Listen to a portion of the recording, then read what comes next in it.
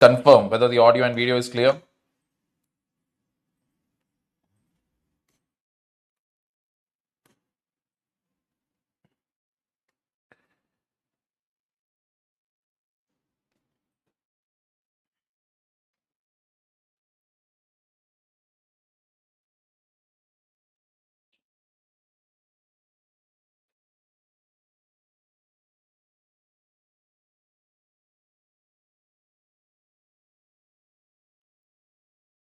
All right. So in the last class, basically,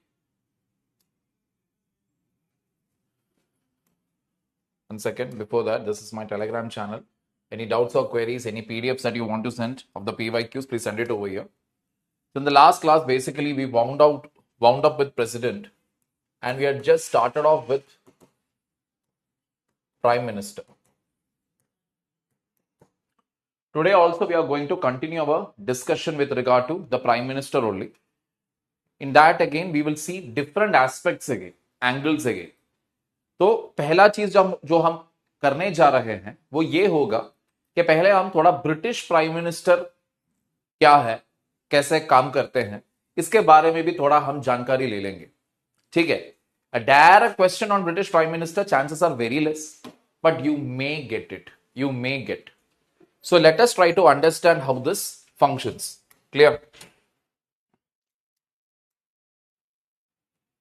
Good afternoon, Khyati. One of the first duties after appointment as the Prime Minister is to form the government. The British Prime Minister we are talking about here, mind you. Prime Minister, good evening, Sakshi. Prime Minister chooses his cabinet based on patronage as the ministers can outvote him. Means what? In the British cabinet, the cabinet members are chosen on the basis of favoritism. जो मेरे लिए, मेरे साथ जो खड़ा होगा, मेरे साथ जो what is it, मुझे support देगा, I will work with them. So he literally chooses his cabinet. To an extent, we can say, is that not there even in India? Not necessarily. Because sometimes what happens in India, especially, that the thing is that you have a powerful candidate, be it MP level, you have a powerful candidate is there who has a massive support at an all India level also. Prime Minister will not be able to ignore them. Prime Minister will have to give them some or the other portfolio. Even if it is a single party rule, it is a coalition government, doesn't matter. But in UK, that is not the case. British Prime Minister will try to ensure that whoever is selecting in the cabinet, they will support him. And they are not so powerful. They shouldn't be more powerful than him, because whatever policies or decisions he wants to take, he wants their complete support. Let us see. He can appoint, dismiss, or demand resignation from the ministers. This is something which we see even in India. The Prime Minister formally kisses the hands of the sovereign.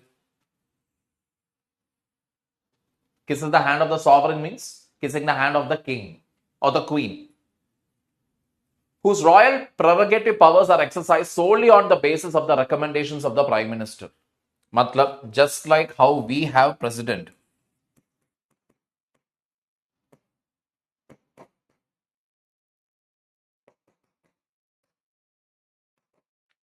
UK doesn't have a president, but instead UK has what? King or queen. So basically the king or queen, whatever they do, whatever actions taken by the king or queen, they are always done on the basis of the recommendations given by the British Prime Minister. He sets the government's policies and agenda. He can overrule the individual policy decisions of the ministers. Other important policy decisions are made by the cabinet committees. Almost the same thing even in India. Can clearly see government's policy or agenda, it is the prime minister's decision. Individual policy decision, कोई minister अगर कोई गलत काम किया तो उससे overrule कर सकते हैं. That also prime minister can do, be it in India or be it in Britain. Then important decisions are taken by cabinet committees. We don't have committees here. We have only one cabinet committee. In fact, in UK, you have more committees there. Taking it further forward, the Prime Minister is free to decide the cabinet committee structure, membership, chairmanship, and terms of reference. The Prime Minister has almost complete discretion over how to organize government departments. So different committees in Britain takes care of each portfolio or each matter. And in that case, if you see, this from the structure to all the way to their terms of reference. Terms of reference का मतलब सिर्फ इतना है, the conditions on which the committee is made. Committees का roles क्या है, responsibilities क्या है, committee का duration क्या है, all of that, committee का target क्या है, ये सारा चीज का फैसला कौन करता है? British Prime Minister. The Prime Minister has almost complete discretion over how to organize government departments का भी organization. It is left to the Prime Minister. Prime Minister is free to at any time create government departments, merge them, rename them, transfer responsibilities between them, and abolish them. Easily they can do it. In India, that is not possible. India, even if you have to make a decision like that, you need the cabinet's clearance there. Cabinet में पहले वो चीज आपको present करना है that we are merging these two departments, या फिर हम इसे हटाने वाले हैं या निकालने वाले हैं, कुछ भी, you need the cabinet clearance there. Britain, that is not at all needed. It is entirely Prime Minister's decision. Cabinet ministers and ministers of state may appoint parliamentary private secretaries. All appointments require the prior written approval of the Prime Minister.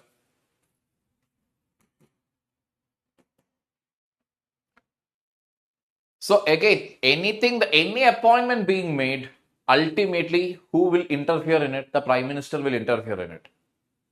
That is, even if they are appointing a private secretary, the ministers, if they want to appoint secretaries, even in that matter also, Prime Minister will have a say. We will be discussing this later, but now I'll just give you a trailer of it. That is, earlier, we have different ministries, right? So every ministry will have their secretary, correct? Which in most cases is a senior IAS officer. Earlier, how it used to function was the secretary का जो post जो है, it was always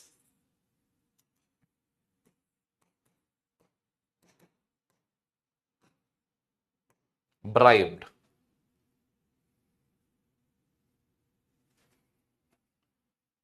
Getting the point? Always bribed. यानी कि if I want a posting with the Ministry of Finance, I will meet the minister, give him a bribe, get the posting.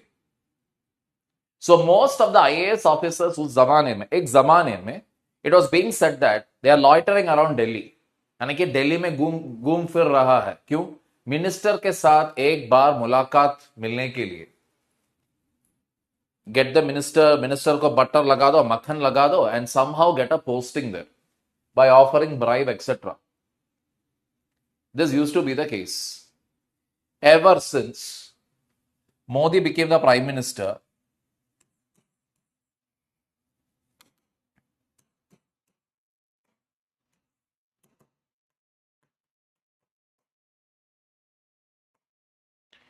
PMO is allocating.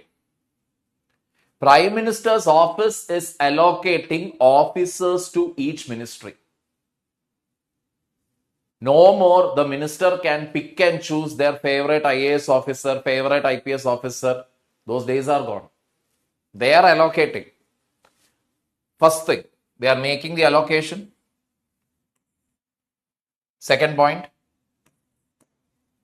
What is the second one? Earlier, you only used to see IAS officers getting the top postings.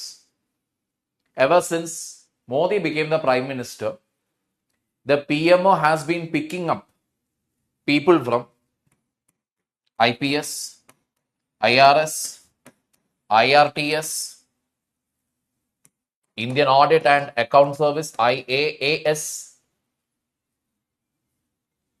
from other services, that is the non-IAS services. मतलब IRS में अगर whoever gets a posting, they know maximum career generally will be what? They will become commissioner.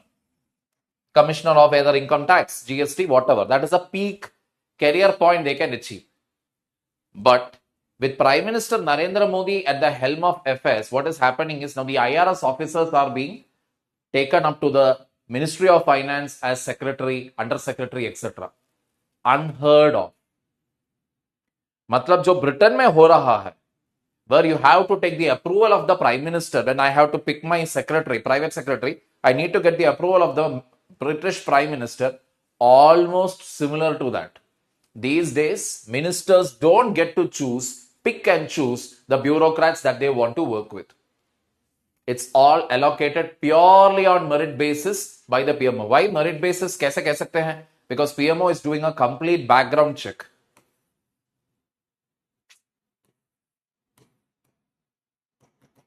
Service record, then inquiry with batchmates, inquiry with colleagues.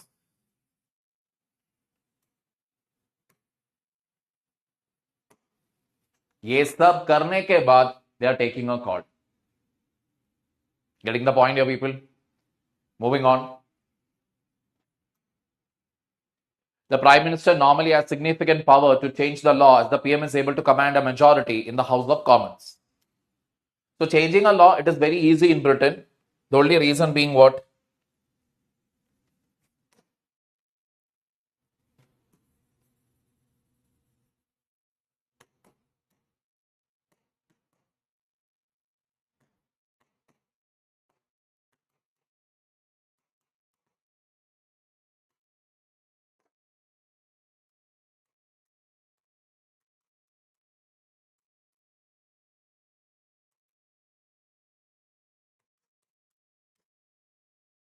Clear? Aage. Members of the Lords are appointed by the sovereign on the advice of the PM. The PM could appoint or threaten to appoint enough peers to the House of Lords who will support the legislation to force the Lords to pass it.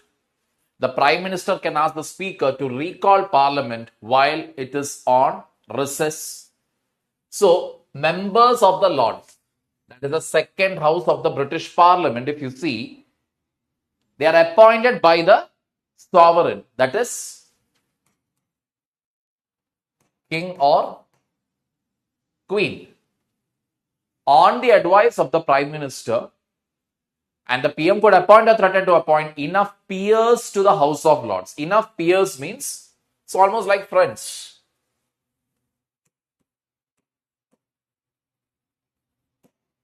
House of Lords who will support the legislation to force the Lords to pass it.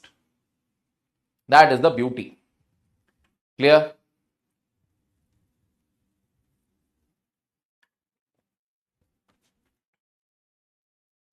Prime Minister can ask the Speaker to recall the Parliament while it is on recess. That is, if the Parliament is not in session, Prime Minister can ask the Speaker, call the Parliament back. The power to close Parliament between sessions is a royal prerogative. However, in practice, the monarch exercises this power at the request of the Prime Minister. Same thing. That is, prorogation of parliamentary sessions are done by the President of India, or summoning or proroguing the sessions, etc., done by the President of India on the aid and advice of whom? Council of Ministers headed by the Prime Minister. Same thing here also. The PM can control what is debated in the House of Commons and when. Although there is no limit to the number of times a person can be elected as British PM, of late, Prime Minister David Cameron decided not to contest the election for a third time. Tony Blair and Margaret Thatcher won 3 elections, but the third time had to face internal revolts within their party, and their own party joined with opposition for very long periods. So in Britain, there is no condition, just like how it is in India, there is no condition that a person can only, take part in the prime ministerial election only 1 time, 2 times. Like this in USA, it is 2 times, presidential election. You can only become the president twice. After that, it is over. So in India as well as in Britain, if you see, there is no limit.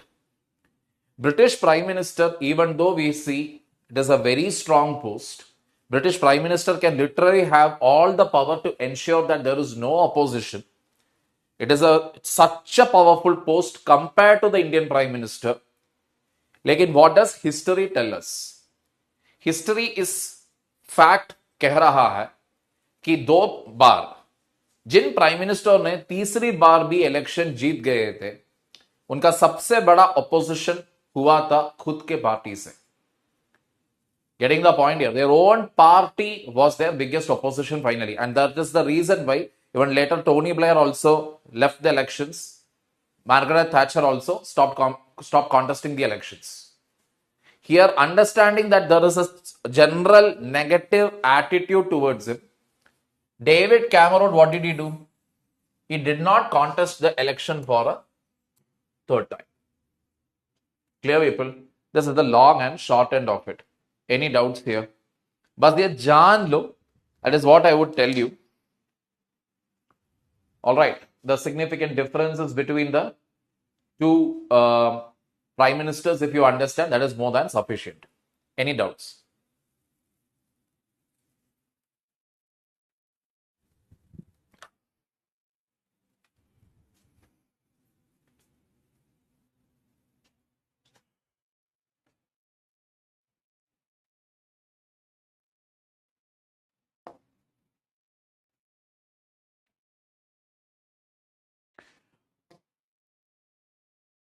So now let us analyze the role of the Prime Minister. Overall, generally, let us analyze it. Theoretically, in a parliamentary democracy, it is the PM who holds the decisive authority. That shouldn't come as a surprise. Even now, when we talk about, let us say 2G, not 2G spectrum, because that is no more a case of corruption anymore. But Colgate scam, when you talk about, or any other scam during the UPA tenure, Commonwealth Gate scam, all that when we talk about, we always address it as what? The Prime Minister, the UPA government under Prime Minister Manmohan Singh. In other words, anything good or bad that happens, we always hold the Prime Minister responsible. Even if it is a blunder, गड़बड़ किया होगा कोई और minister ने. Even if it is a blunder committed by a minister within the cabinet, still the Prime Minister will be either given credit or Prime Minister will be blamed for it. That is the scenario. Practically, the majority in the Lok Sabha, the place of the PM within the party, political condition, the opposition, the personality and style of the PM and the public opinion decides the power and impact of the PM in the Indian democracy. Political party ke andar, what is the position of the Prime Minister?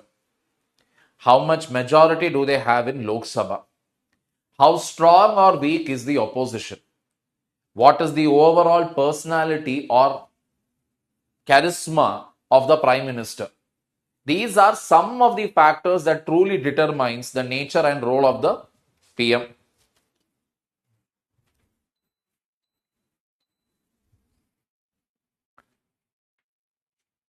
Let us start with Jawaharlal Nehru. He led Congress government, had vast majority and the opposition was marginal. Jawaharlal Nehru had a greater say in the decision making of the government. Due to presence of Sardar Patel and other strong personalities within the cabinet and the party, Nehru was challenged as well. After the demise of Patel, Nehru enjoyed greater authority. That is the other thing. If other stronger personalities, like I told you, Jawaharlal Nehru's time period, if you actually see, other strong, equally strong or even more stronger than Nehru, other personalities were present either in the cabinet or in the government as MPs. So, not much Nehru could do, even though he had a vast majority in the Lok Sabha, etc. Hardly any opposition was there. Even then, he had to face a lot of restrictions. Either if it was not from the side of the president, it will be from his own cabinet. Again, foreign policy and the economic policy of India was articulated by Nehru. Nehru was a great believer of the parliamentary norm, so he always tried to bring consensus. Always tried to bring consensus means bringing everybody together to an agreement. Let us all try to agree on something. That sort of a thing. He loved the debates, the speeches, the good use of old Victorian English language, all of that he loved. So he was somebody who was better suited, let us say, for international relations, all of that. Because that is what his vision and mission was. Coming to Lal Bahadur Shastri, initially faced lots of challenges in his short tenure, but after winning the 65 war with Pakistan, he became popular. That is, small guy in terms of height, pure Gandhian, but very practical.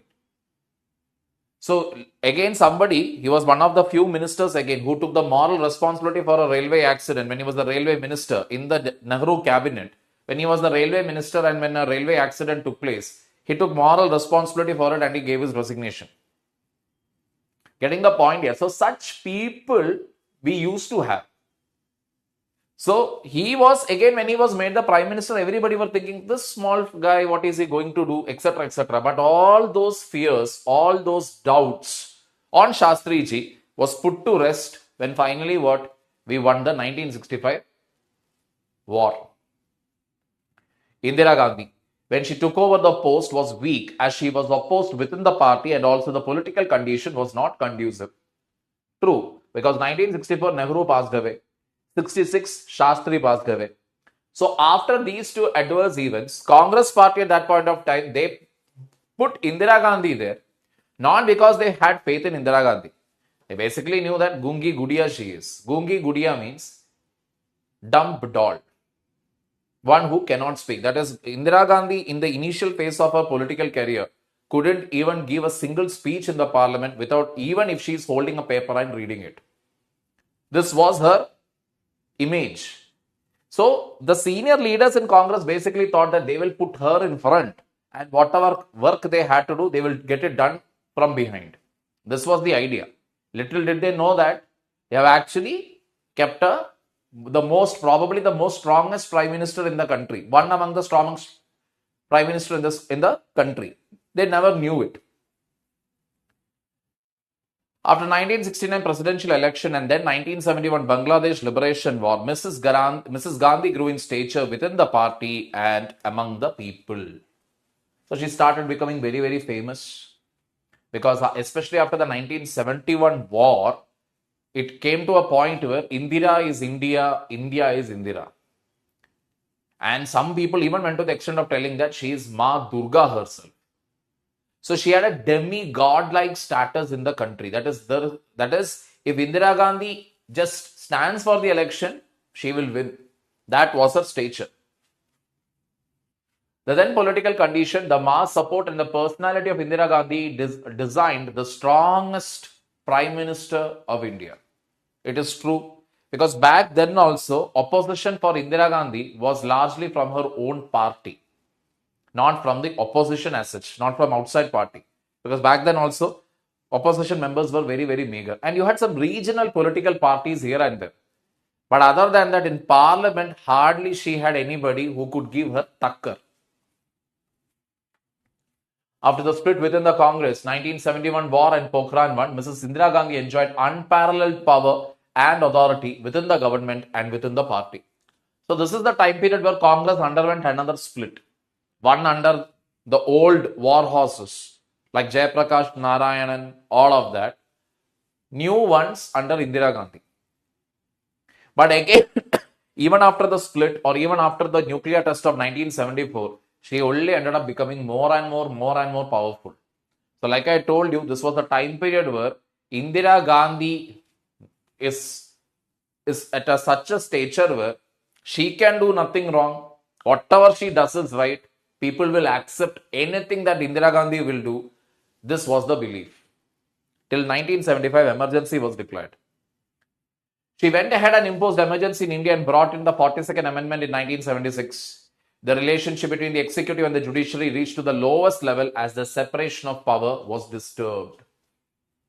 Why lowest level? Because all said and done, when emergency was declared, no doubt about it, civil servants in its entirety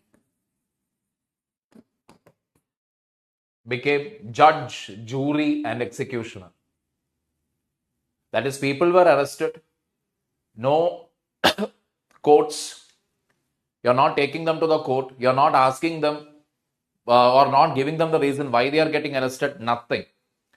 Police at this point of time had very high powers because you could simply pick up somebody from the road, put them in jail, no questions asked, nobody to ask, no media, no court, no human rights, nothing.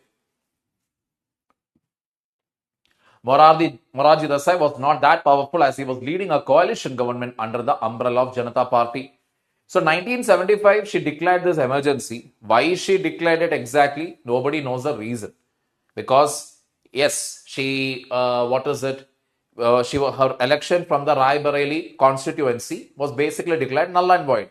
But that was not such a major thing where it would have affected her. If she could have simply filed a review petition or something with Supreme Court itself, the whole thing would have changed. But still she went and declared it. Just as much as why she declared emergency is still a mystery today. Why she called off the emergency and declared fresh elections, even that is a mystery. Ultimately, when the elections were called, 78 to 80, the Janata Dal government was formed. The Janata government was formed under Morarji Desai. Just for 2 years. This was the first time that a coalition government was formed in the country. And needless to say, coalition government, they proved it also why it is a bad idea. Why? Because that government only survived for 2 years. They were not able to win any. They were not able to basically stay united. So they started fighting among each other. Government jab form bhi ho gaya tha, they only knew one thing, to basically follow anti-Indira policies. Anti-Indira policies ka matlab sirf itna hai. Okay, Indira Gandhi went straight, okay, then we will go back. Oh, Indira Gandhi went right, then we will go left.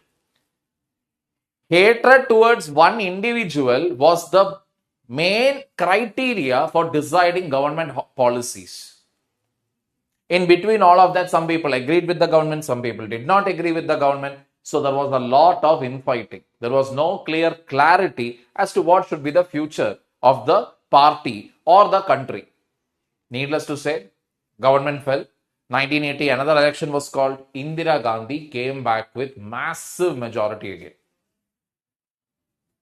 It was also a short-lived government, so nothing very notable and significant happened. But Mr. Desai was also a believer of parliamentary norms. He changed the name of Prime Minister's Secretary to Prime Minister's Office. So after that, we know 1980 to 84, it was Indira Gandhi again. And 84, during Operation Blue Star, after Operation Blue Star, she was assassinated by her own Sikh bodyguards. We know that much of history. Now, after that again, once she died, breaking all parliamentary conventions. Generally, when a prime minister dies off suddenly, the convention is that the senior most leader of the party will be appointed as the caretaker prime minister till elections are called. But breaking all the protocol, what the party decided was to field Rajiv Gandhi as the prime ministerial candidate. And he won with such a huge majority than Nehru or Indira Gandhi could ever win. Why? Because the sympathy wave. So Rajiv Gandhi, riding on that massive sympathy wave, was able to win the elections. And Rajiv Gandhi, who was said to be an unwilling prime minister, laid foundation of modern India. He took bold steps to sort out insurgency problems in Northeast and in Punjab. Modern India, why? Because whatever technology you and I are having today, especially the telecom, etc., basic foundation for it was laid down by Mr. Rajiv Gandhi. In 1987, he sent Indian peacekeeping force to Sri Lanka. Mr. Gandhi enjoyed popular support within the party and also from the people. Shah Bano episode and Bofors arms scandal weakened the political aura and image of Rajiv Gandhi. Shah Bano case, very briefly, let me tell you. Shah Bano case was a case where an old Muslim lady, She filed a petition in the Supreme Court. That is, she needs, her husband is divorcing her. She was married away very young. Now her husband is divorcing her at her, when she's around 50 or 60 or something, divorcing her so that he can marry a younger girl. So when my husband is divorcing me, I need some money as alimony to lead my life because I don't have any other source of income. The case started from the lower court. Lower court ruled in Shah Banu's favor. Then it went to High Court. It again ruled in Shah Banu's favor. It went all the way to Supreme Court. Again, the ruling came in favor of Shah Banu. So now what happened was there was increasing pressure on the government to pass a law bypassing the decision. And what was the law that was passed? That it is not necessary as per Muslim personal laws to give alimony to the wife. Government passed it also under Rajiv Gandhi. Because Rajiv Gandhi took that decision, from that point onwards, he lost his whole neutral, straightforward, whatever image he had, he lost it. The Bofors scandal, which again in the court, it was proven that Rajiv Gandhi had nothing to do with Bofors arms scandal. But again, the timing was so perfect that totally people started developing negative feelings towards him. Within the party and from the opposition, Mr. Gandhi faced criticism. Gali gali mein shor hai, Rajiv Gandhi chor hai became the catchphrase of that time period. Now again, I just gave it to you not because Rajiv Gandhi did something or didn't do something. But this became, just like how for, NADA, you will have a catchphrase, right, during the election time, etc. This became the catchphrase. Getting the point here? Not all catchphrases need to pick up also. Say for example, Chaukidar chor hai. That was a catchphrase given by the opposition, but it did not pick up that much. But this particular thing, it did pick up. As a result of which, Rajiv Gandhi had to resign later. Because he lost the 1989 polls. Elections he lost. VP Singh and Chandrasekhar were very short-lived prime ministers. That is, in a span of 3 years, or rather 2 years, you had some 3 prime ministers coming and going. P.V. Narasimha Rao became the PM in 91, the father of economic reforms in India, as he had both the vision and the courage to push them forward. He brought changes in the foreign policy according to New World Order. From 96 to 98, political instability was there. PM having all the powers principally, but was never able to use these powers practically. That means, in the 90s, if you see, from the 90s onwards, if you see, Narasimha Rao had a stable tenure.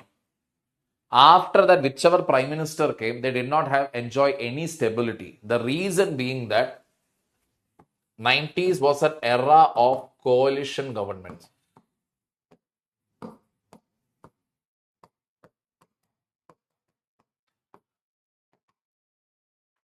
Coalition governments were being formed.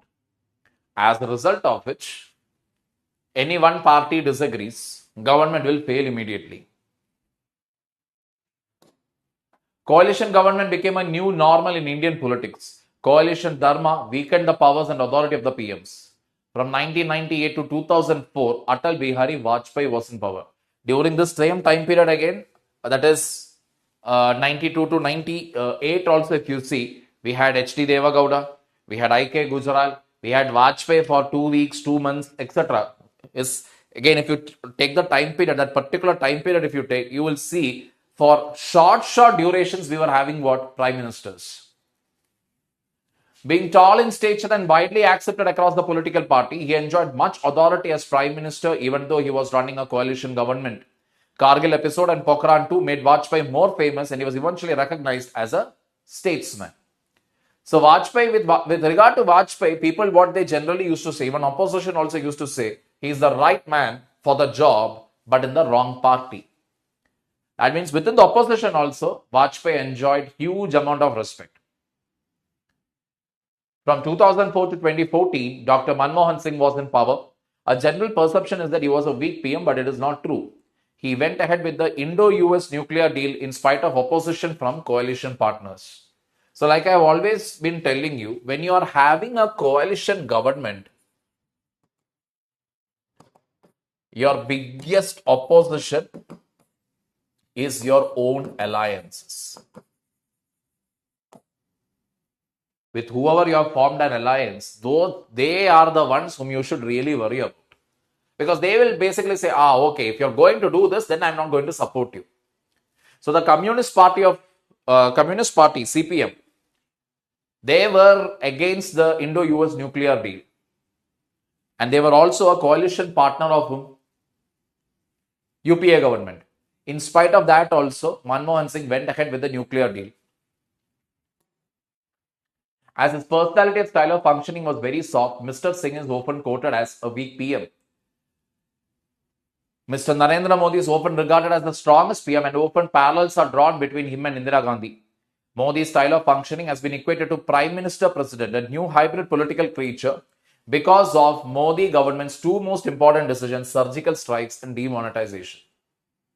That means the style with which he is functioning, it is almost like a hybrid model of Prime Minister and President combined.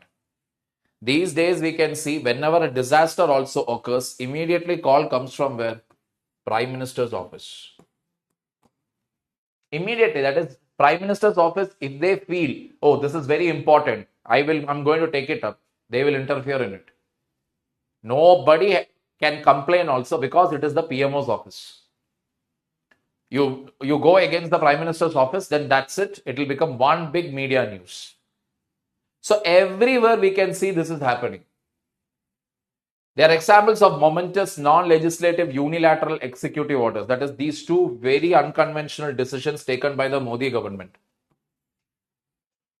One could have risked an entire war with Pakistan. The second one, demonetization, could have led to a civil war-like situation. But nothing. Everything went smoothly. The induction of retired bureaucrats in the recent cabinet reshuffle is another instance of a trend of growing reliance of the PM on professionals and experts. Take our railway minister, take our external affairs minister. These are all ex-bureaucrats. Clear, people? Mr. Modi enjoys unparalleled powers and authority. The political situation in the country, weak opposition, PM's charismatic personality and style, and the political support all makes Mr. Modi one of the strongest PM India has ever seen. Very, very true. Till 2019, we can say, or till 2024, sorry. 24 elections basically shows that to a certain extent, the whole charisma, etc., is not anymore in favor because opposition is no more as weak as what it was from 14 to 19. Sorry, 14 to 24. Opposition is having better numbers today. PM's charismatic personality and style somewhere thoda gira hua hai. Little. It is not that the whole Modi, that thing, that has taken a slight hit. Within the political party, he continues still the support, whatever he is having within the party, it is still at its peak. There is no alternative or no person to replace him within the party. All makes Mr. Modi no more the strongest PM, we can say. But yes, he's still strong. That is there. Because just like how I told you, coalition is one such thing. It is like a double-edged sword. कोalition ना ruling party का काम आएगा ना opposition का काम आएगा. कहीं ना कहीं आपस में झगड़ा होता ही है कोalition के अंदर. Case in point being, if you talk about the Indi alliance, INDI alliance, Trinamool Congress has basically told, focus on why we lost the elections rather than blaming the electoral machine. That Congress is going on blaming the electoral machine, voting machine. Correct. So there itself we can see two different ideologies, two different agendas. Clear, people? Any doubts so far, people?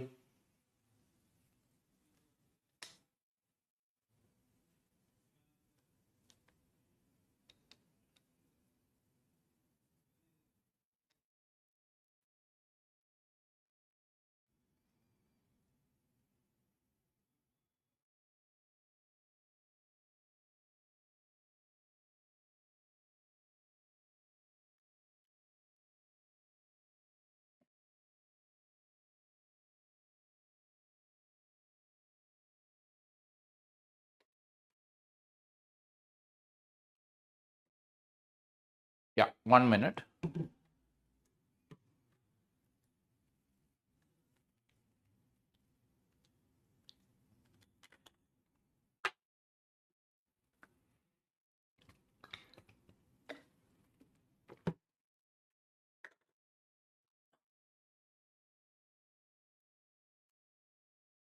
Parliamentary democracy in India envisages elected head as the real executive of the state. Discuss 2023 10 marks.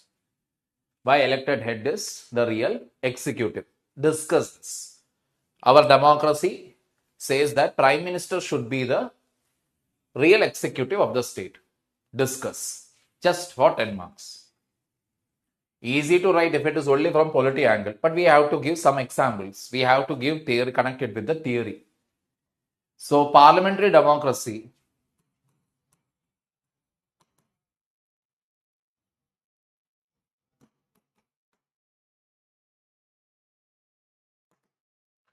vests power with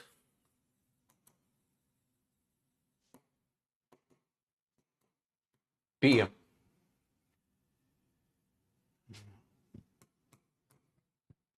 Prevent accumulation of power.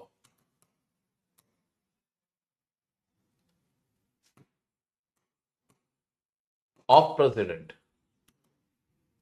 True, right? Because president, whatever president has to do, it should be only according to the aid and advice of the Council of Ministers. That is the structure what is created in the parliament. I mean, in the constitution. In इसके बावजूद भी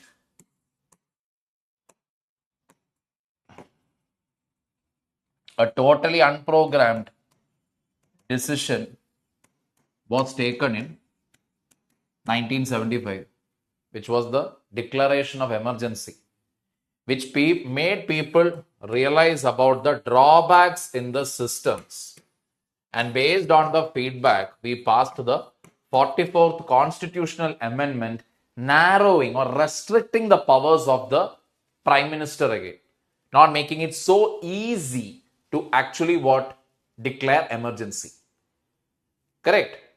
Therefore, if you actually see, yes, real executive power in many matters it lies with the prime minister, but we have had very strong presidents like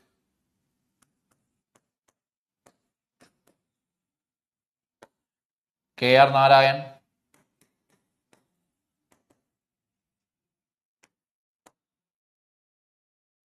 Rajendra Prasad, then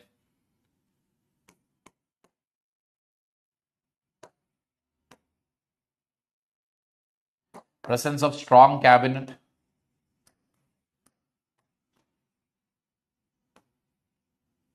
during Nehru's time period. So if you actually see, be it the president, be it the cabinet members, these are other agencies that has been able to put what place checks on powers of PM. Along with that, obviously, we also have judiciary. So what is it finally then? Finally, it is this much. Prime Minister, does they have maximum power? Very true. They do have very high levels of power. But at the same time, it has ensured enough checks and balances are there in the form of judiciary, in the form of cabinet, in the form of president. There are enough checks and balances to ensure that prime minister does not become such an all-powerful, all-encompassing, mighty body that will dominate over everybody. Or in other words, to prevent a repeat of 1975. Clear? Anything you have here as a doubt?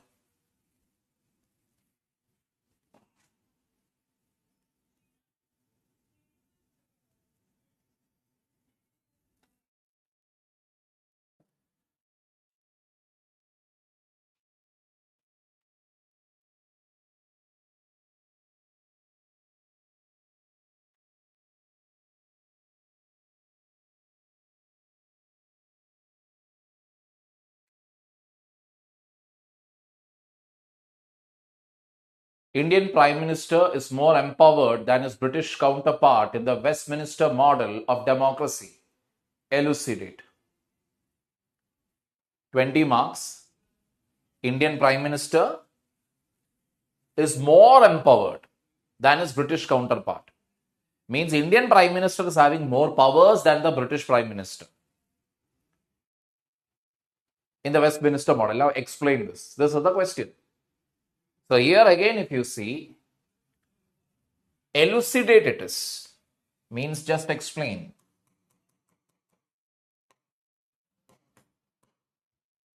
So if you are trying to explain, definitely you should say, what are the powers of British Prime Minister?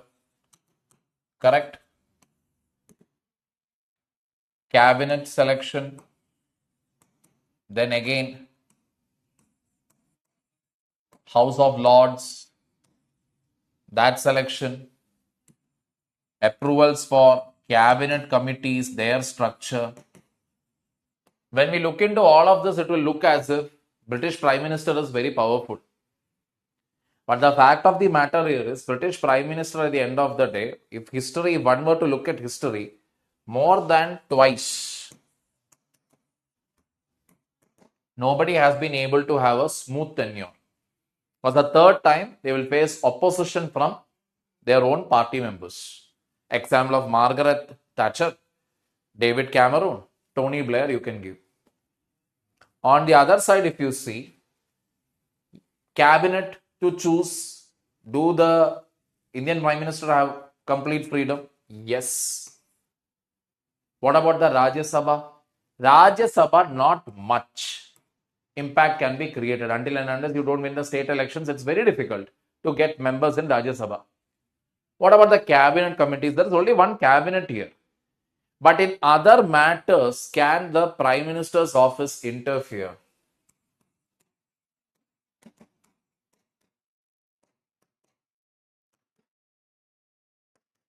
Sky is the limit. PMO can interfere in anything and everything. Then, twice. Here, as long as people's support is there, party support is there, opposition is weak, any number of times they can win. Here, if the Prime Minister slowly, by the time they reach their third tenure, third time when they go to, they end up displaying theory X behavior. No more they are interested, because they know now that their own party people will destroy them. They have no interest anymore. Here, ulta, theory Y starts getting exhibited. So it has helped the Indian Prime Minister to take some very controversial as well as out of the box decisions. Surgical strike, demonetization, Article 370's abrogation. Can keep giving. Replacing Planning Commission with the Niti Aayog. All these decisions, if you see, why these unconventional, unprogrammed decisions were possible for the Prime Minister? Because of these factors. Huge support within own party. People support is there. Opposition is very weak. Getting the point? So clubbing these two, you will write. How the Indian Prime Minister is more empowered than British Prime Minister. Getting the point here? Any doubts here, people?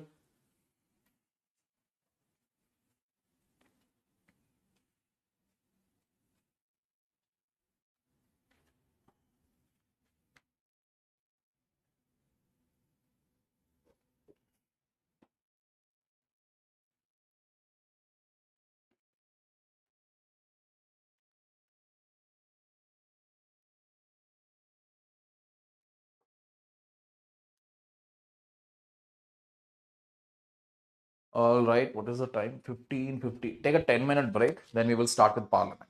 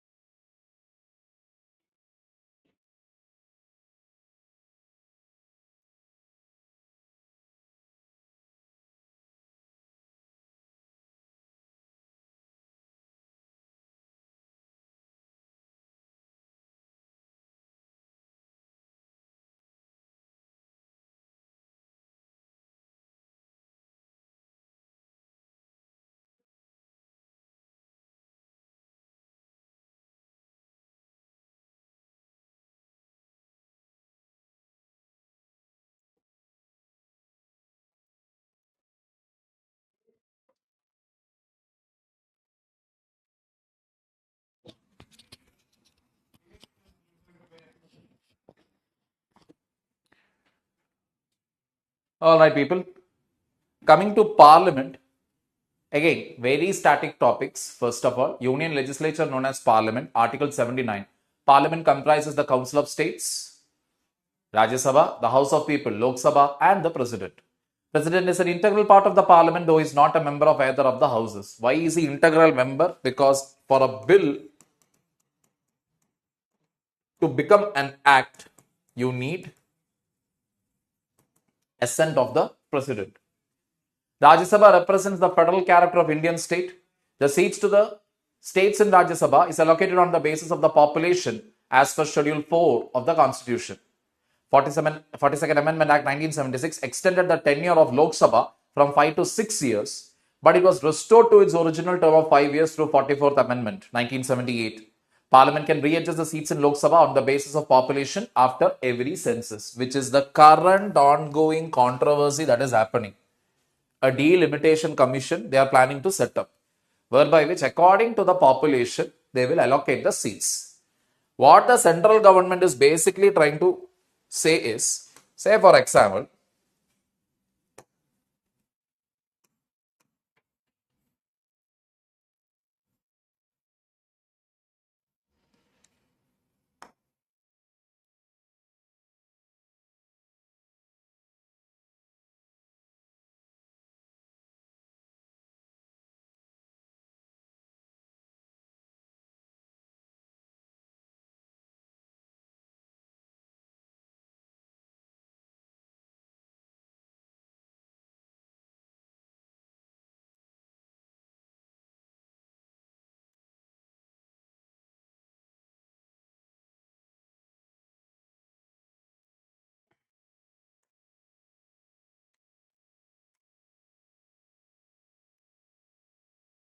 according to the population, if you are trying to fix the number of seats, means existing number of seats for the southern states, whatever is there, that will be preserved.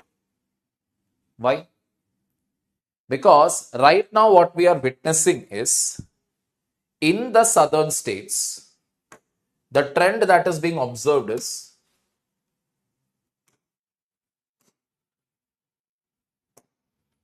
there is a population decline.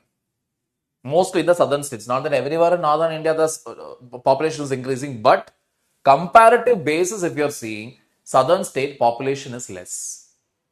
That means lesser number of seats also, MPs or be it MLAs. To put this fear away, center is telling no, no, no.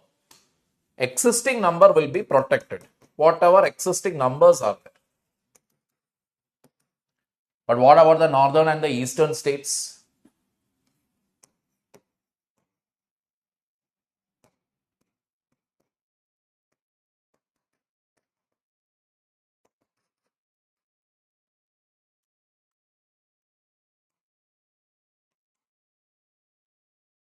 The number of seats will definitely increase. Is this legal? Absolutely legal. Because as per the provisions in the constitution itself, with every increase in population, you're actually supposed to be increasing the number of MPs or MLAs. This was frozen for a very long time. But right now, government is telling that, okay, let us take the latest census.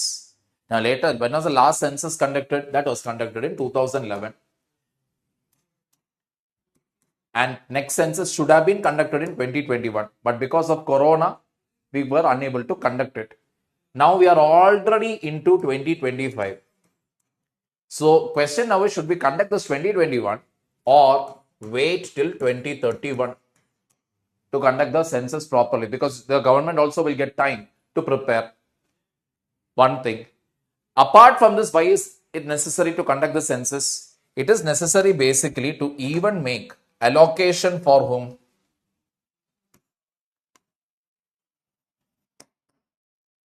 Women's reservation, if you have to do. For that purpose also you need to conduct the census, find out the population, do set up the delimitation commission and decide for each constituency what should be the size of the population. All of that you have to do if you need to give reservation for women in the parliament. Getting the point here? Moving on. Parliament is the supreme body to legislate in India. Indian Parliament does not enjoy complete sovereignty as British Parliament. British Parliament is sovereign when you say it means British Parliament is supreme, nothing above the Parliament. Indian Parliament is not like that. Indian Parliament is not supreme. What is actually supreme in India? It is the Constitution. Indian Constitution follows the doctrine of legislative competence. That is, Parliament can make laws as per the space provided by the Constitution. That means Parliament can only make laws for which it has been given powers to do so.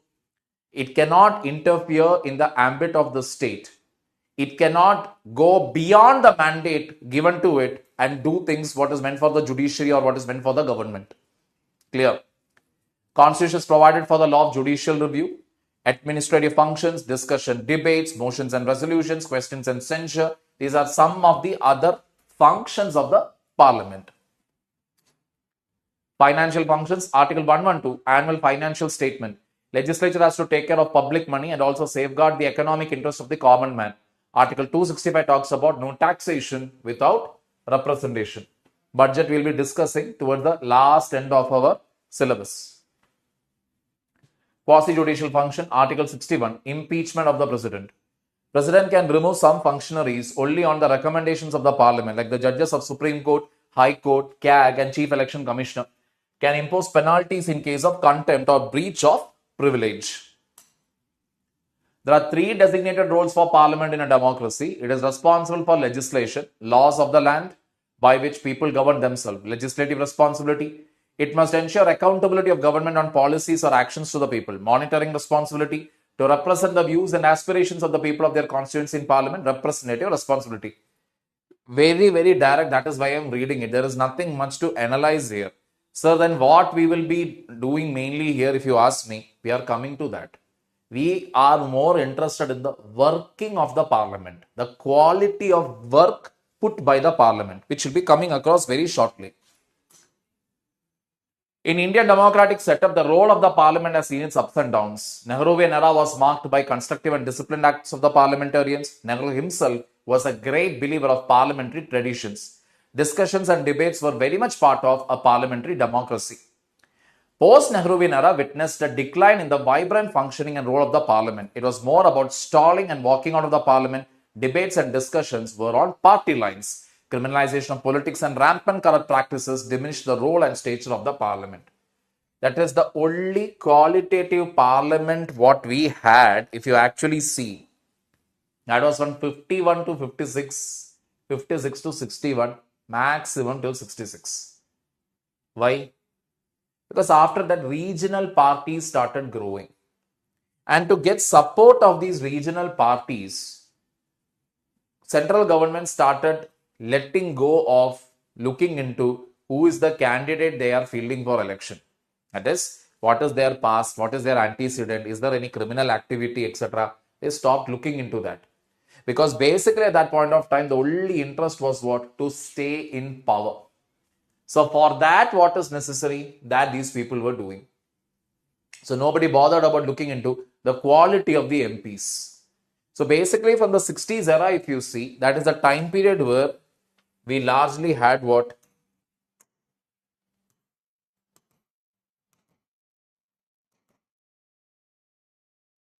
Criminalization of politics. Clear? The process of legislation is slow and lagged. There are times when it extends from one parliament to the next. Laws are often passed in a rush through loud voices or large numbers. There is little scrutiny of draft legislations. It would appear that governments are more accountable to people at election time than they are to parliament in session. Examination, analysis, and evaluation by parliament, so essential for invoking accountability, are not quite there. MPs are more often than not reluctant to ask questions, especially from the ruling party. Opposition is more involved in politicizing the issue rather than go for constructive debates and discussions. Questioning the government is akin to questioning the individuals, which at times becomes personal. Discourse and debate on issues of national importance were an attribute and highlight of the parliament during the first 2 decades of the republic until around 1970, but it eroded with the passage of time. The discussion at present is mostly on party lines. Differences lead to protest in the form of walkouts or rushing to the well of the house. We will discuss these analysis, whatever we have made, we will discuss this in the subsequent headings. Let us see one by one. Sitting days. So quality of parliament is deteriorating, but simply writing that in the answer sheet is not enough. We need hard and clear data. Lok Sabha you take.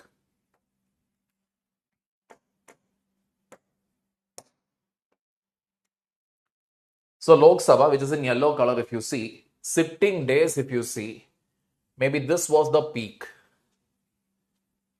Generally, if you see, what are we witnessing?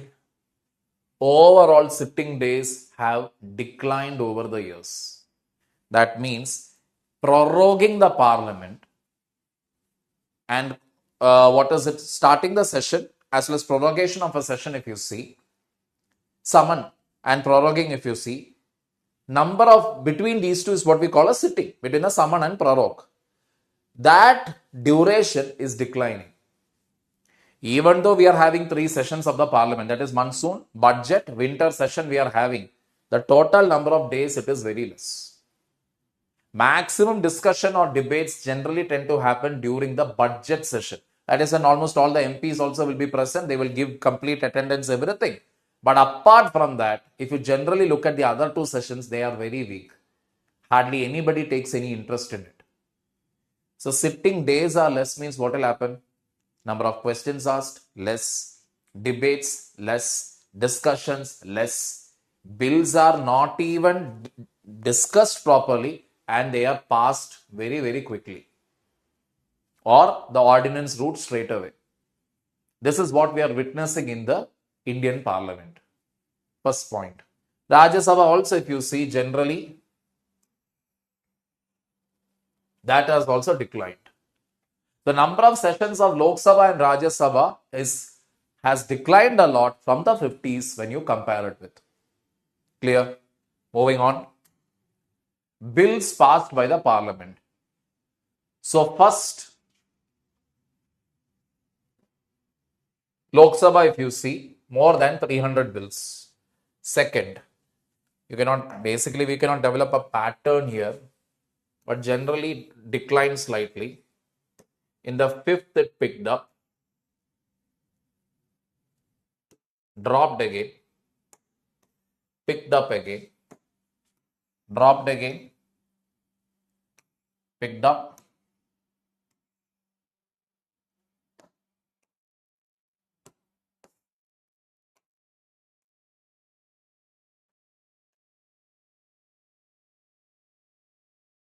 Overall, what do you see?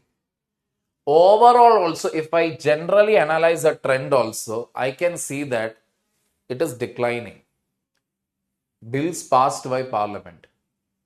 Overall, also, it is declining. Means what? You are not properly debating or discussing a bill. Rather, you are getting it passed through the ordinance route, or you are taking executive decisions, or you are using the money bill route. Money bill route even more easier. No recommendation from Rajya Sabha needs to be taken up. Clear?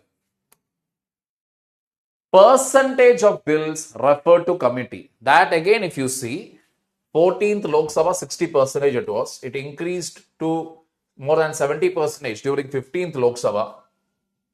16th it is very less. 17th it has dropped even further. Referring to their particular select committees. Now, obviously, we know quality of MPs are on the decline. We have more MPs today with criminal background than ever. In history, if you compare and see, today we have more MPs with criminal backgrounds. So it is very true that MPs will not have technical knowledge. So you need to refer it to certain committees where you need to even hire experts also to discuss these things. That also is not happening. That is also not happening. So overall quality of parliamentary performance is declining. Taking it further forward, general budget in hours. So here also, if you see general budget discussions, if you see 52 around 100 hours, 67 and all, it peaked up slightly. But from that point afterwards, if you generally see,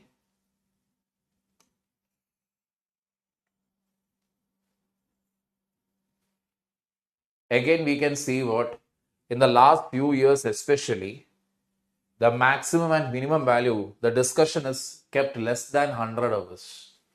Imagine country's budget. Total discussion for it is less than 100 hours means, imagine. What discussion is happening there? Who knows about the schemes properly other than UPSC aspirants? Understood? The share of MPs in the 25 to 40 age bracket has gradually declined from 26% in the first Lok Sabha to 12% in the 17th Lok Sabha. That means very less youngsters. Number of women MPs has seen a gradual increase. 15% of MPs in current Lok Sabha and 12% of MPs in Rajya Sabha are women. A good news it is.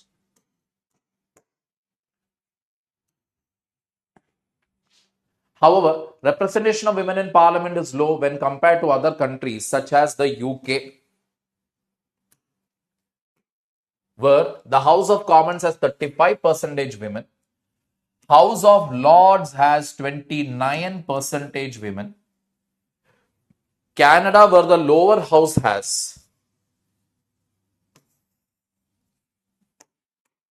31% women MPs, and upper house has 49%, and South Africa, where the lower house has 47% women MPs, in the lower house and upper house has 37%.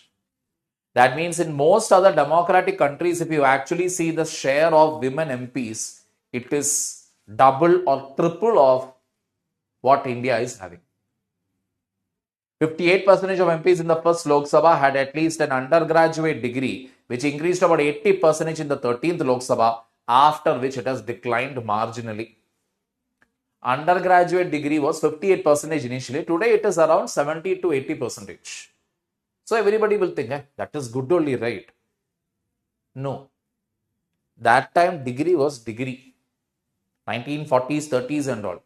Today what is degree? Anybody can get any degree through distance education program. easy it is. It is not so difficult. So the quality of education, if you see, degree wise, everybody is having qualification is there. But quality of it is highly, highly doubtful. In the first Lok Sabha, the most common profession of MPs was lawyer, 32%, which has come down over the years. Only 4% in the 17th Lok Sabha, number of lawyers. More MPs now declare their profession as social and political worker, from none in the first Lok Sabha to 38% in 17th Lok Sabha. In other words, first Lok Sabha, Jawaharlal Nehru Prime Minister, nobody had what as their profession? Social and political worker. That was not a profession that time. Nobody was there who declared it also. So zero it was, first Lok Sabha. Today it is around 38%, the maximum we must say. Population of India has increased 3.6 times from about 38 crore in 52 to about 136 crore in 2019. However, the number of seats in Lok Sabha has only increased by 11% from 489 to 543 during the same period. As a result, the number of citizens represented by an MP has substantially increased from about 8 lakh in 1952 to about 25 lakh in 2019. That means for every 25 lakh people, the dreams, the aspirations of 25 lakh people will be taken care of by one MP. Is it humanly possible? The 25 lakh people's desires, dreams, aspirations, hopes, etc. will be taken care of or will be correctly represented by one MP? Not at all possible. Sitting days in Lok Sabha have declined from an annual average of 121 days during 52-70 to 68 days since 2000. Duration of the meetings is short as compared to other countries. In the UK, both the House of Commons and the House of Lords meet for more than 150 days per year. In the US, both House of Representatives and the Senate meet for 133 days per year. In Japan, as a norm, the Diet meets for 150 days per year, and this is often extended. So duration wise also, if you see, today's average is just in and around 60 days. Whereas in other democratic countries, it is more than 100. Compulsory, like a norm, it is being followed. Fewer bills are being passed by Parliament over the past few years. Of all the Lok Sabhas that have had a 5-year term, maximum number of bills were passed during the 8th Lok Sabha, 355. The least during the 15th Lok Sabha, 192. Parliamentary standing committees were created in 93 to assist Parliament in legislative and financial business. Since 2004, of the total bills introduced in the Parliament, only 45% have been referred to committees. Like I told you, quality of MPs have declined. Bills have also declined in number. They are not being discussed properly. Neither are they being sent to the committees also. Decline has been more in recent years, where 16th and 17th Lok Sabha have seen lesser bills being sent to committees. This is unlike other countries such as UK, where all bills are sent to committees for examination. Time spent by Lok Sabha discussing the union budget has been declining since the 90s. Parliamentary standing committees that were constituted in 1993 scrutinized funds allocated to all ministries. Since 52, there have been 4 instances where the budget has been passed without discussing ministry-wise allocation.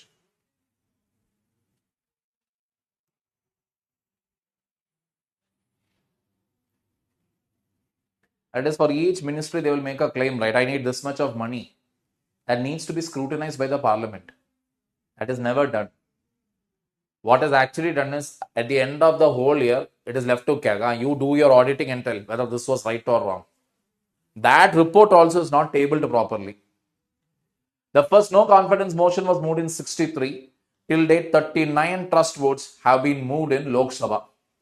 Of these, there have been 5 instances, 1979, 1990, 1996, 97 and 99, where the Prime Minister was not able to prove majority on the floor of the House. Adjournment motions are moved to draw attention of the House to a recent matter of urgent public importance. Number of such motions has decreased after the 5th Lok Sabha. That means holding the government accountable using no confidence motion or adjournment motion, even that is also declining over the years. See, it is not a surprise, right? How many people are actually aware, okay, there is something called as no confidence motion. There is something called as adjournment motion. Very few. Very few are there. So when they are not at all aware of it, how are they going to use it? That is the question. Clear? In the 17th Lok Sabha, no adjournment motion has been taken up so far. Clear, people?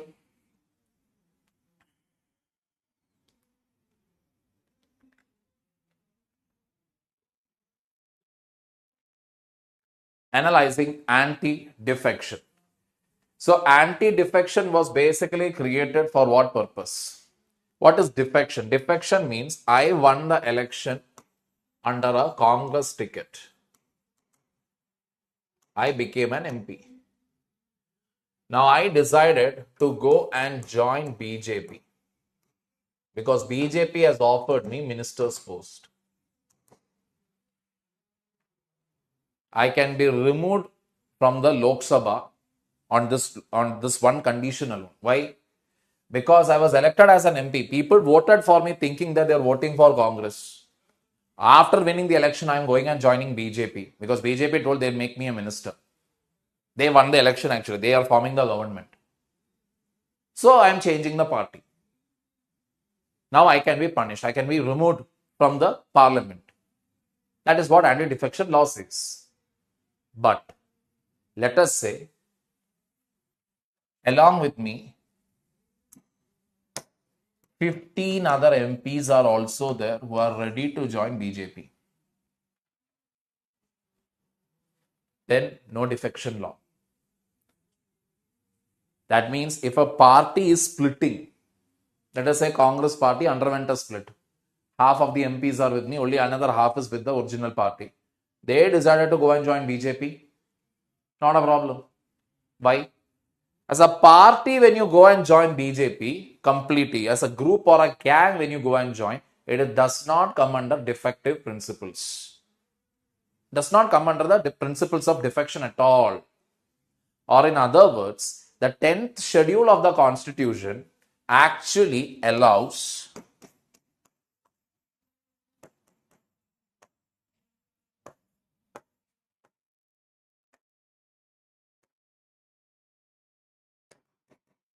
wholesale defection. Getting the point here? It actually allows for wholesale defection. All right. Wholesale defection it allows, but it does not allow what? Retail defection. Means single MP goes and joins the ruling party, you will be removed. As a gang, if you go, you will be welcomed. You won't lose your MP ticket also. So let us see. The 10th schedule of the Constitution, also known as the anti-defection law, was added to prevent political defections. The rationale to curb such defections was that they undermine the foundations and principles of Indian democracy. The law disqualifies legislators for violating the will of their political party. In the 39 years, the law has been in place. While individual defections may have reduced, en masse defections continue. The evil of political defections is a matter of national concern and needs to be curbed. National Commission to review the working of the Constitution and noted that since candidates get elected on the basis of the party that gave them the ticket, defecting flouts the very mandate on the basis of which a member was elected. The key problem with a law that penalizes legislators for acting independently is that it goes against the idea of a parliamentary democracy. What does this particular point mean? Let us say there is a debate or discussion with regard to a bill. Now I am from Congress, but I read the bill and I am like, this is a good law. I am going to support it. But Congress party is telling me if you vote for it means We will put anti-defection clause on you and we will throw you out. Now I'm scared. I don't want to lose that. I don't want to lose my MP position. So even though I know the bill is good, I will not act independently. I will only go by what my party says. That is the point, what it is being stressed here. Key problem with a law that penalizes legislators for acting independently is that it goes against the idea of a parliamentary democracy. Elected representatives are expected to take decisions on proposed legislation and policies by exercising independent judgment, factoring in the interests of citizens, holding the government accountable by asking questions and raising matters of importance. In addition, they have to represent their constituents. However, the disqualifications provisions of anti-defection law binds legislators to the official position taken by their party on any issue.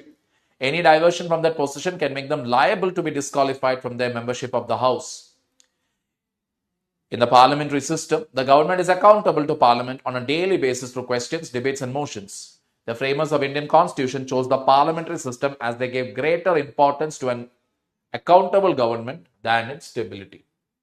So, like I have been telling you, the anti-defection rule and law, it is necessary. Why? Because to prevent this jumping forth between one party to the other party. But two problems are there with it. One is that individually when a person comes, you can punish. But in large numbers, when people from one party come and join the ruling party, there is no provision to punish anybody. That is the first and foremost thing.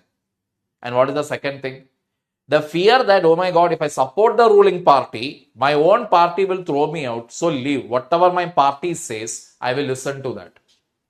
Thereby compromising objectivity and independence of thinking. Clear?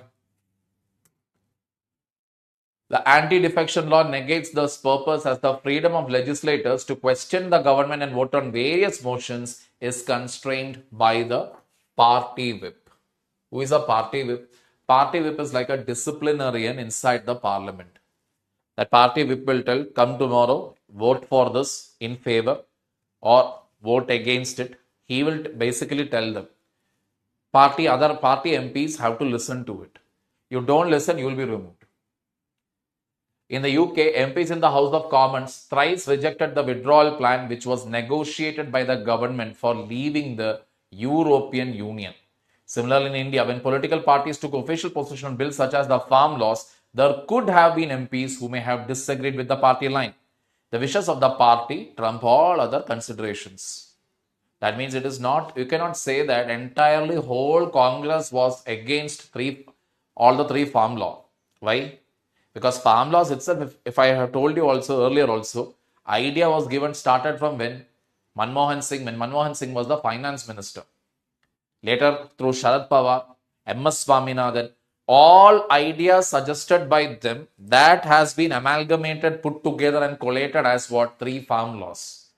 So it will be wrong to assume that all the MPs within Congress did not like farm bills. No, there could have been some people who were in favor of it. Correct. But they cannot express their opinion. Publicly, they cannot express it. And on top of it, what is the other thing? They will have to listen to whatever the party says. Oppose means completely oppose. The anti-defection law currently applies to every vote and even in Rajya Sabha and legislative councils of state where the government stability is not at stake. The Dinesh Goswami Committee on Electoral Reforms had recommended that disqualification on ground of defection should be limited to an elected member voluntarily giving up membership of his political party, that is going and joining another party, voting contrary to the party whip only in respect of votes of confidence, no confidence, money bill, motion of vote of thanks to the president's address. That means only in very important matters only. If they don't vote in favor of the party, they vote against it, then they should be removed. The Supreme Court has held that voluntarily giving a membership is not synonymous with only formally resigning from the party and has a much wider connotation. In another case, the Supreme Court held that if a member belonging to a political party is expelled from the party after being elected, he shall continue to belong to the party as an unattached member. So political party expelled you, but you have won the election. You will continue to remain under that political party only as an unattached member. Why? People voted for you thinking that you are belonging to that particular party. Simple. Under Congress ticket, I won the election. But after winning, they removed me from the party. But even now, I am still the MP because I have won the election there. So as an unattached member, I'll continue to be part of Congress itself. If such a member joins another political party after being expelled from his original party, he will be deemed to have voluntarily given up his membership of the original party. The Hallam Committee report on the review of anti-defection law had recommended that the term voluntarily giving up of membership should be comprehensively defined in the 10th schedule. In its 170th report, Law Commission of India had observed that the country's experience with 10th schedule had not been a happy one. The provision exempting splits in political parties from disqualification has been abused the most. Why the anti-defection law is not so great in our country? This is the reason. Party MPs splitting it up. Political parties splitting and going and joining another party. It is completely saved from what? Anti-defection. Since then, the provision that permitted splits by 1/3 of the membership had been repealed. However, a merger with another party is permitted if 2/3 of the membership opts for it. So today, where does the law stand? 2/3 of the MPs comes and joins, then no anti-defection clause. But what does the current scenario tell us? Goa 2022. 8 out of 11 MLAs of the Indian National Congress joined the BJP in the newly elected Goa Assembly. 8 out of 11.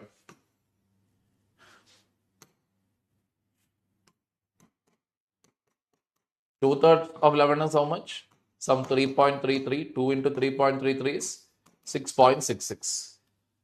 8 MLAs went and joined. Correct? More than 2/3. It is not anti-defection. Maharashtra, 40 out of 55 MLAs of the Shiva Sena walked out of the coalition government formed by the Shiva Sena Nationalist Congress Party and Indian National Congress in Maharashtra. 40 walked out. 2/3 of 55 you take. This is some 18 point something, 18 into 2, 36. Again, more than that. So 40 walking out won't be considered as anti-defection. Both of this, not defection.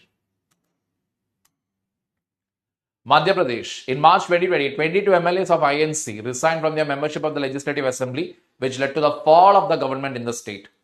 Karnataka 2019, 17 MLAs from the ruling coalition of Indian National Congress and Janata Dal Secular resigned from their membership of the Karnataka Legislative Assembly. Clear, people?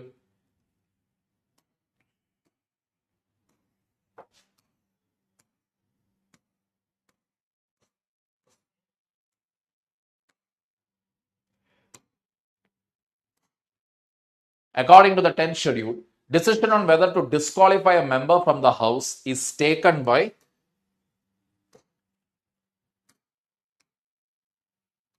the Speaker or the Chairman. In such cases, the presiding officer's decision is final. The Supreme Court has held that the provision granting finality to the order of the Speaker or Chairman is valid. While functioning under the 10th schedule, the presiding officer acts as a tribunal and exercises judicial power. So, anti-defection clause is explored by whom? The presiding officer of the House. Could be the Speaker or the Chairman. Decisions taken in such capacity are subject to judicial review. However, while judicial review is permissible, it should not cover any stage prior to the presiding officer taking a decision on the question of disqualification. Means, after the presiding officer decides whether anti-defection clause applies or not, only after that judicial review will come. Not before that. Judicial review cannot come before the presiding officer has taken a decision. It is important that the decisions taken by the presiding officer under the 10th schedule are impartial and independent of political considerations. The role of the presiding officers is such that they are assumed to be impartial. However, in several instances, it has been seen that the presiding officers do not disqualify legislators or delay the decisions regarding disqualification, therefore putting their allegiance into question. The minority view in the Quixote Holohan had held that the speaker is dependent on the continuous support of the majority in the House. Thus, it does not mean the requirement of an independent adjudicating authority under the 10th schedule. Means what? Who has to take the decision in the Lok Sabha when it comes to anti-defection? Speaker. But speaker is from which party? Ruling party. So speaker, if opposition MP comes and joins the ruling party, speaker is supposed to take action on that opposition MP, right? But speaker won't do that. Why? His own party will tell him, don't dismiss him. We need his number. We need his support. So speaker ends up listening to whom? Political party in power. Let us take some examples here to understand this better. It is coming for that I will discuss it. Law Commission noted that legal challenges against decision taken by speakers on disqualification erode the confidence placed in the office of speaker. The commission recommended that the power to decide on questions of disqualification on the ground of defection should be vested with the president or the governor, who should act on the advice of Election Commission of India. However, this solution also is based on the assumption that ECI acts in an impartial manner. So we saw why speaker cannot act in an independent manner. Correct, because speaker comes from the ruling political party. Fine. So law commission suggested what? President or governor, after consulting ECI, they can take a call. They can do it independently. But we know one thing, be it president or governor, they are supposed to be following Council of Ministers decision. Election Commission of India, constitutional body, all that is agreed. But who appoints them? Government, the ruling party. Another lacuna associated with the decision-making power of the presiding officer under the 10th schedule is the absence of a timeline to take decision. That means, if an opposition MP comes and joins my party, within what time period should I remove him? Disqualify him? Not specified in the 10th schedule. The anti-defection law is silent on the maximum time within which a decision taken on the questions of disqualification. The Supreme Court has observed that while acting as a tribunal under the 10th schedule, the speaker is bound to decide disqualification petitions within a reasonable period. While what time period is reasonable will depend on the facts of each case, the court held that disqualification petitions must be decided within 3 months when they are filed. Supreme Court finally interfered and Supreme Court gave a time. Disqualification petitions based on anti-defection should be decided within what? 3 months. Manipur. In the elections for the 11th Manipur Legislative Assembly, none of the political parties could secure a clear majority. BJP staked a claim to form a government in the state with the support of an MLA who has been elected on the ticket of Indian National Congress. Noted people, one MLA. MLA was made a minister in the BJP-led government in Manipur.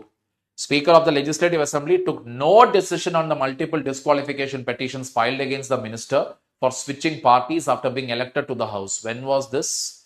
This started off in the year when? 2017. March 2020, Supreme Court removed the MLA from the state cabinet and restrained him from entering the Legislative Assembly. About 10 days later, MLA was disqualified by the Speaker. That means Speaker is doing the waiting game. Speaker is like, anyway, these people will take it to the Supreme Court. Let decision come from the Supreme Court. After decision came after 3 years, that time, Speaker disqualified that MLA. Till then, Speaker did not take any action.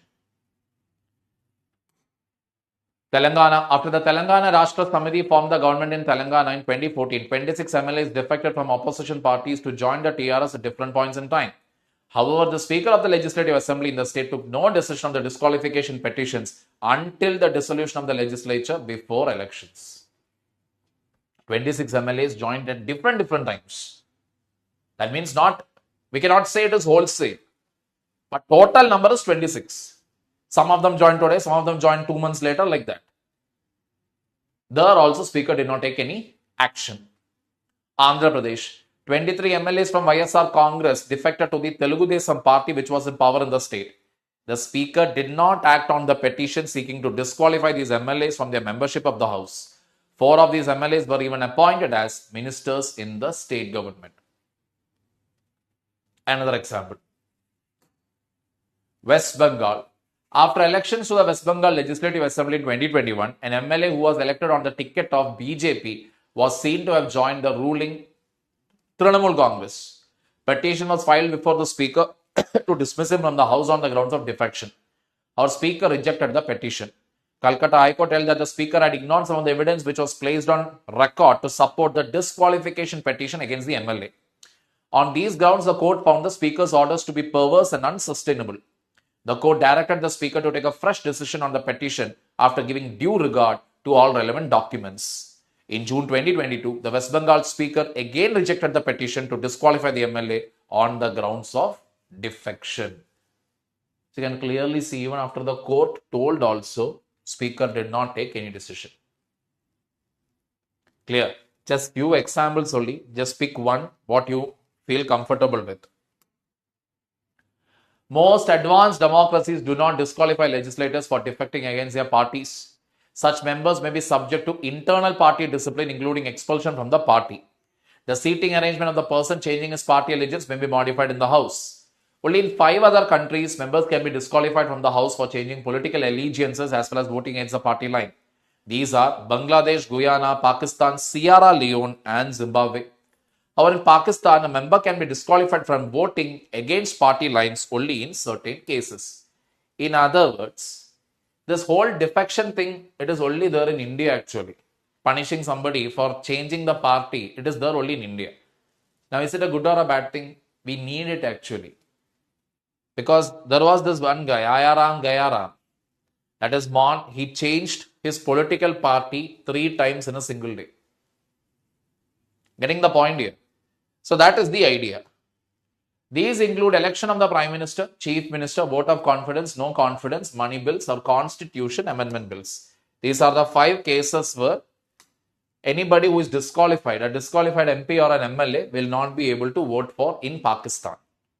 Clear? So that's about it, people. Anti-defection as well as Parliament's performance. Two topics which is very related to the current events. All right, with examples I have given it. Understand it. That's it. Okay. So we will continue our discussion tomorrow.